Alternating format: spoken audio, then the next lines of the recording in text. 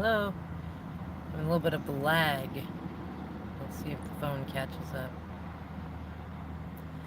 Hello and welcome to you all. Assuming that the phone will catch. This is just a short video, mostly because my battery's low. And also because look at this lag. Wow. I'm gonna try to change my signal thing. Come on, phone, you can do it. I ask you nicely. Please, catch up. Thank you, Signal, for working for this video.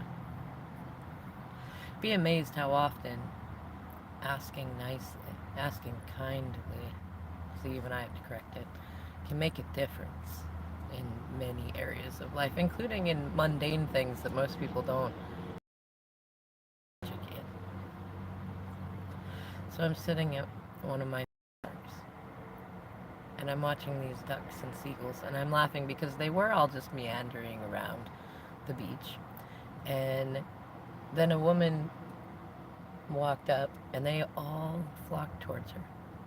Of course, she's feeding them bread. I mean, that's a traditional thing. I know it's not good for birds. I don't feed them bread anymore, but I guess I don't judge people that either don't know or, it's a little bit of joy in the world. And even though it may not be fantastic for the birds, the people that do it typically feel like it's a kindness, and I think that energy counts for something.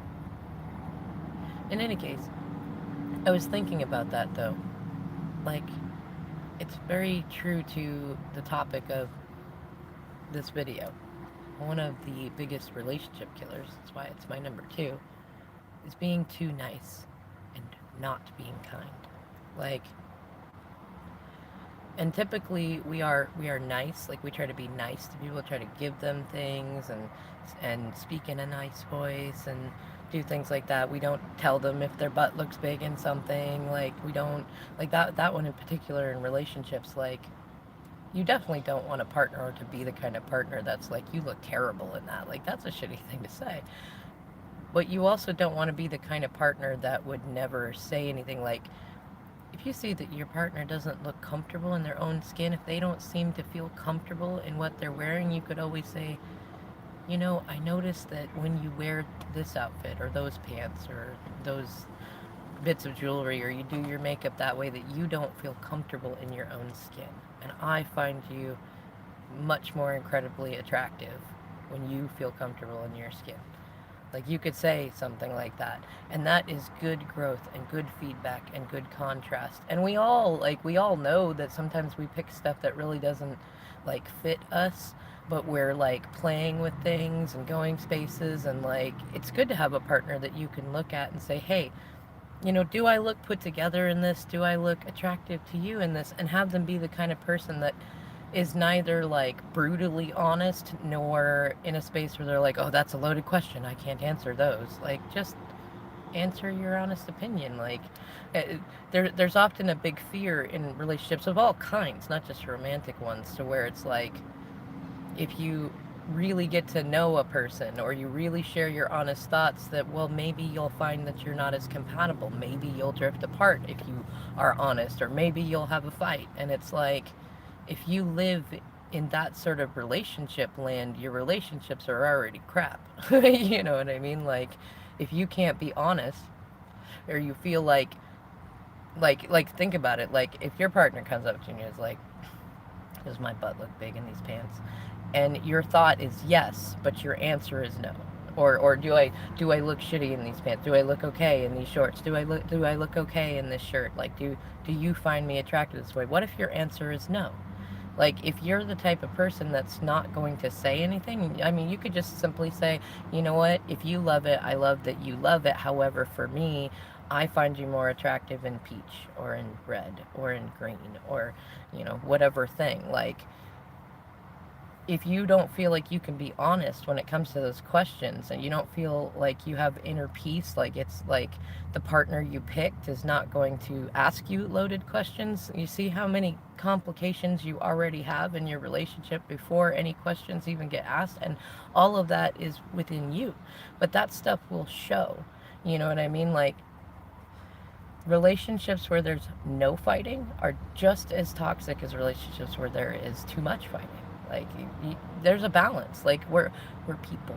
And like just I mean take astrology for example, or even just like there's different temperaments. Like some people like or Enneagram even, like there are certain Enneagram types that like it's not that they thrive in the fighting or they necessarily need the fighting, but intimacy is derived through the fighting. And even like I was just reading I don't know if anybody else gets it. I just found it in my local metaphysical store, Metaphysical Times.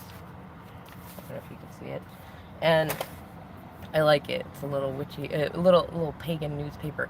But there was a story in it, an old Gaelic tale, and I can't pronounce the names of the deities just yet. I will be able to eventually.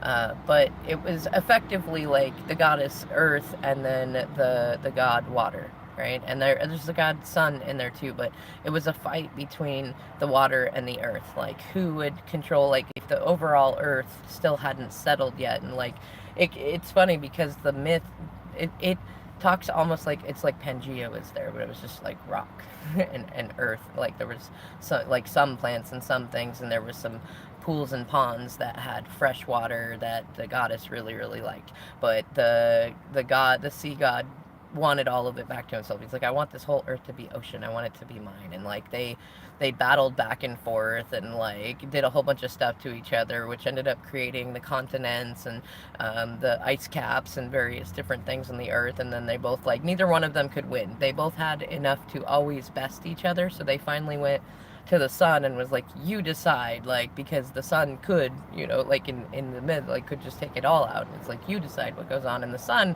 was like, well, I mean, I let you fight because it furthered my own purposes. Now we have many lands, not just one land, and it's populated with all manner of plants and animals, and some of them are sentient deities now, and like they worship us, and because of that stuff, that like other deities will spring forth from their imaginations, and like I liked how it went there, but it's funny, the sun went from like, well, I mean, I let you fight like that because it actually benefited things. Like it actually brought life forth because you eroded her earth with your water, and because you created icy landscapes over here and warm ones over there, because you did this and you did that. And then the sun gave them each like their own domain in that area, you know what I mean? And in separate areas, and they still weren't quite in a place after that to where they were gonna stop fighting per se. But that's kind of the funny part of a story like that, is like we all kind of get to the space where we're afraid of our shadows, especially in relationships. Oh, I don't want to rock the boat. I don't want to seem jealous. I don't want to seem possessive. I don't want to hurt their feelings. I don't want to do this. I don't want to do that. And ultimately, what the irony is with manifestation and magic, like the universe does not hear contraction. So what it hears is, I want to hurt people. I want to create conflict. I want, and the funny thing is look at it, even from a psychological sense, the thing that you're focused on having not happen, you manifest it, your ego does, like, and so it fits all parameters in there. Is like, usually when you're being nice, you're trying to avoid conflict. That's the only reason for it, which is a separation from kindness. Like, kindness is something that you want to do for someone, and you don't have like an expectation of reciprocity, or like, it's not always about like what makes someone feel good. It's like what will actually help someone. And like, just the easy example, like if your partner or someone is asking you, how do I look in this, or something like that, like they're not seeking for you to boost their ego. They're feeling like a separation with themselves and what they're wearing, and they want an honest opinion. Like, is this a good direction to go in this experimentation, or is it like, no, that's like, it's clashing with your skin in a weird way. I don't know, like, whatever the thing is. Or I like that you like it, however it's not pulling to me, and maybe they want to work within that. Like, these are normal things that come up, and it might also come up in decisions like, do you think I should take this job? Should we raise the kids this way? How do we interact with other people? What should we spend the extra money on that we might get? Or how do you want to spend my vacation? Like, all these questions are all tied in that same stuff. And when you're trying to be nice, typically you're not answering honestly. Oh, you pick, I'm fine with anything you want. Or, oh, just get me that the thing that's easiest on your memory. Or, no, you can hang out with anybody, I don't mind. You know, you can have your emotions, you can do your thing, you can wear whatever you like. I'm just happy with everything. Like, doesn't that like it's so fake. It is so, so fake. And it's hard to have a relationship with somebody who does that too. And typically when we are in that state, and or when we're with someone who is like that, you will quickly find out that that is not their, like, that's not how they are all the time. People that live in that sort of energy are usually in victim consciousness, and they yo-yo back and forth between being like extremely nice and passive with no nothing, and then extremely aggressive. Like, you know, and unkind and cruel and things like that. Now we all have the propensity to be that way and to do things like that, but like, look at your own experiences of it. Like, when you have been in a space of being like just nice about things, have you had good boundaries? Have you felt really good about it? Or have you ended up like, I feel like it's like the woman with all the ducks that came over, like, yes, this is fun for a minute, everybody's here, but then what happens when you're out of bread and all those ducks are still there, like, hey, you know, and you're sitting there and you're like, oh, those ducks aren't getting some because those seagulls are doing that. And then suddenly you're like moderating entire groups and trying to, like, you become that center wheel hub, but then everybody is reliant on some form of something that you're doing in that niceness. And that happens a lot in relationships. And you want to get to where you're looking at kindness, not niceness. Like, I know a lot of people that go the other way and then suggest, well, you should never be nice to people at all, or, you know, better to be a jerk than a pushover kind of thing. And like, no, that's not healthy in relationships either. Like, you don't want to be or be with somebody that's just like, you look terrible and everything, but it's all just fucking clothes and capitalism and blah, blah, blah, blah, blah. You know, like, you don't want somebody like that either. And you also want to watch out for both being like negatively nice and people who are negatively nice. Like, I know far too many people, and it's like somebody who's kind might look at you and be like, you know, you need different shoes for that job. That's a kindness, right? You know, or you'd probably do better if you tried handshaking this way. Or maybe if you're a little more direct approach, or maybe if you do this faster, like, that's a kindness. But a lot of people who are nice, like, they won't actually give you any feedback about what's going on because they don't want to hurt your feelings, because they're afraid that conflict might ensue. And so then you don't know, and you're guessing, and you're doing, you know, and you create that for other people too when you do that sort of thing. And then everybody's placating, and then what kind of a relationship do you really have if people don't know your shadow side too? That's the other thing. Don't you want real relationships? Like, real relationships include people seeing your grumpy side, and knowing how you really feel about things, and like knowing where you want your boundaries to be and things like that. Like, real relationships are real, you know? So, for those of you who choose to accept such a mission, I want you to go and journal.